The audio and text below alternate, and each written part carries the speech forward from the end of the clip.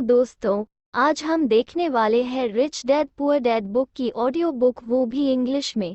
तो जुड़े रहे हमारे साथ rich dad poor dad book की ऑडियो सुनने के लिए। और अगर आप इस चैनल में नए हो तो हमारे चैनल को सब्सक्राइब कीजिए और बेल आइकन को दबाएं और ऐसे ही वीडियो के लिए हमारे साथ जुड़े रहे। तो आइए शुरू करते हैं audio book. I had two fathers, a rich one and a poor one. One was highly educated and intelligent. He had a PhD and completed 4 years of undergraduate work in less than 2 years. He then went on to Stanford University, the University of Chicago, and Northwestern University to do his advanced studies, all on full financial scholarships. The other father never finished the 8th grade. Both men were successful in their careers, working hard all their lives. Both earned substantial incomes. Yet one always struggled financially. The other would become one of the richest men in Hawaii. One died leaving tens of millions of dollars to his family, charities, and his church. The other left bills to be paid. Both men were strong, charismatic, and influential. Both men offered me advice, but they did not advise the same things. Both men believed strongly in education but did not recommend the same course of study. If I had had only one dad, I would have had to accept or reject his advice. Having two dads offered me the choice of contrasting points of view, one of a rich man and one of a poor man. Instead of simply accepting or rejecting one or the other, I found myself thinking more, comparing, and then choosing for myself. The problem was that the rich man was not rich yet, and the poor man was not yet poor. Both were just starting out on their careers, and both were struggling with money and families. But they had very different points of view about money. For example, one dad would say, "The love of money is the root of all evil." The other said, "The lack of money is the root of all evil." As a young boy, having two strong fathers both influencing me was difficult. I wanted to be a good son and listen, but the two fathers did not say the same things. The contrast in their points of view, particularly about money, was so extreme that I grew curious and intrigued.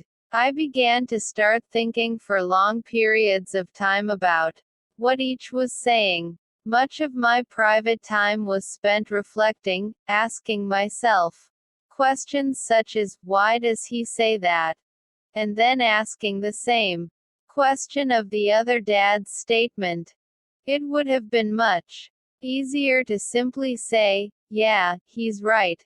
I agree with that," or to simply reject the point of view by saying, "The old man doesn't know what he's talking about."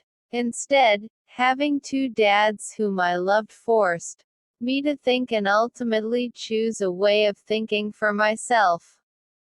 As a process, choosing for myself turned out to be much more valuable in the long run than simply accepting or rejecting a single point of view.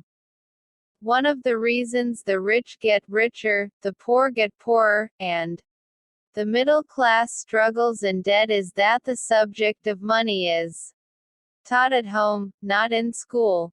Most of us learn about money from our parents. So what can poor parents tell their child about money? They simply say, "Stay in school and study hard." The child may graduate with excellent grades, but with a poor person's financial programming and mindset. Sadly, money is not taught in schools. Schools focus on scholastic and professional skills, but not on financial skills. This explains how smart bankers, doctors, and accountants who earned excellent grades may struggle financially all of their lives. Our staggering national debt is due in large part to highly educated politicians and government officials making financial decisions with little or no training in the subject of money.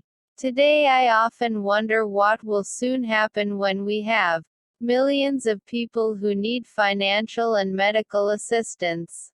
They will be dependent upon their families or the government for financial support. What will happen when Medicare and Social Security run out of money? How will a nation survive if teaching children about money continues to be left to parents, most of whom will be, or already are, poor?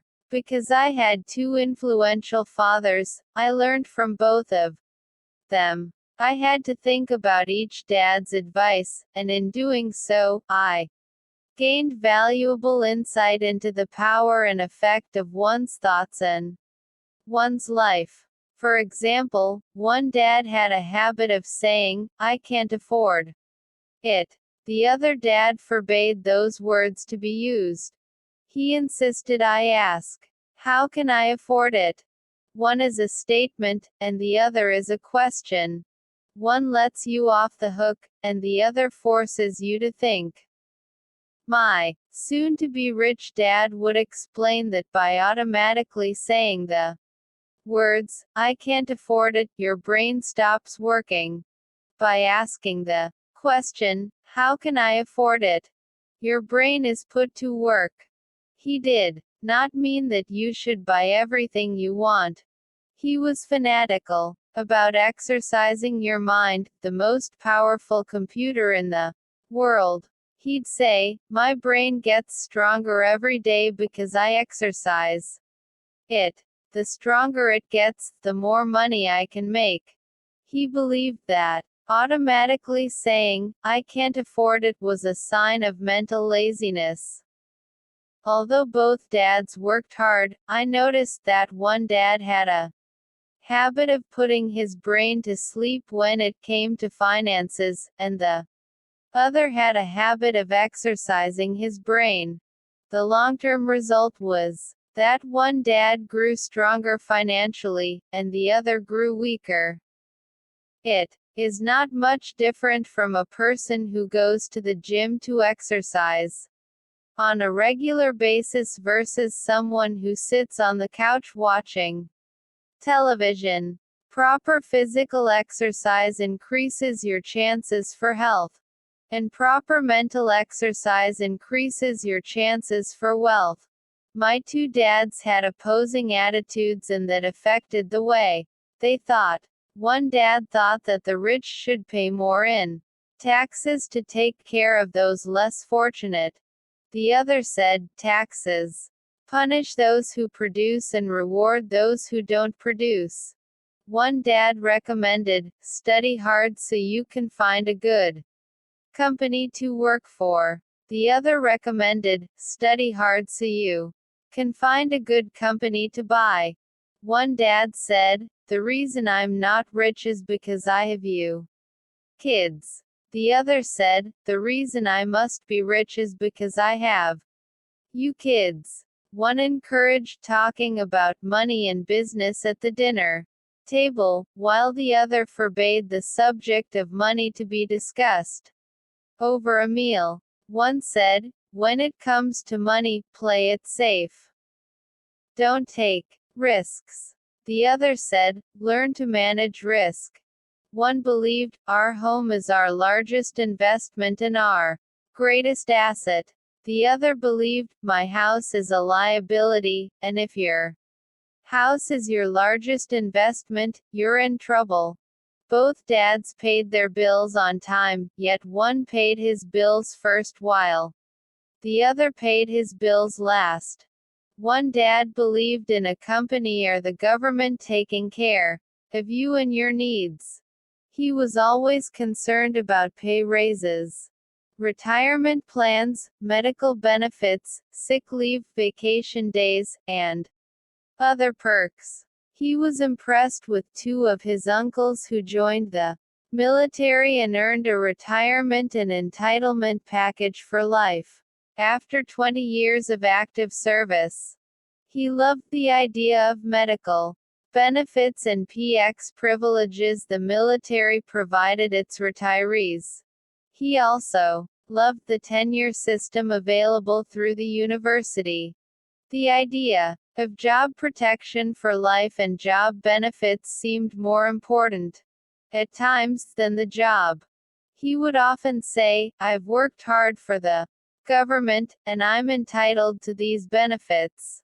The other believed in total financial self-reliance. He spoke out against the entitlement mentality and how it created weak and financially needy people. He was emphatic about being financially competent. One dad struggled to save a few dollars. The other created investments. One dad taught me how to write an impressive resume so I could find a good job. The other taught me how to write strong business and financial plans so I could create jobs. Being a product of two strong dads allowed me the luxury of observing the effects different thoughts have on one's life. I noticed that people really do shape their lives through their thoughts. For example, my poor dad always said, "I'll never be rich." And that prophecy became reality. My rich dad, on the other hand, always referred to himself as rich. He would say things like, "I'm a rich man, and rich people don't do this." Even when he was flat broke after a major financial setback, he continued to refer to himself as a rich man. He would cover himself by saying, "There is a difference between being poor and being broke.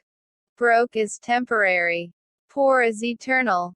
My poor dad would say, "I'm not interested in money," or "Money doesn't matter." My rich dad always said, "Money is power.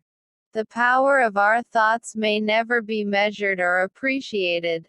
But it became obvious to me as a young boy that it was important to be aware of my thoughts and how I expressed myself. I noticed that my poor dad was poor, not because of the amount of money he earned, which was significant, but because of his thoughts and actions. As a young boy having two fathers, I became acutely aware of being careful about which thoughts I chose to adopt as my own.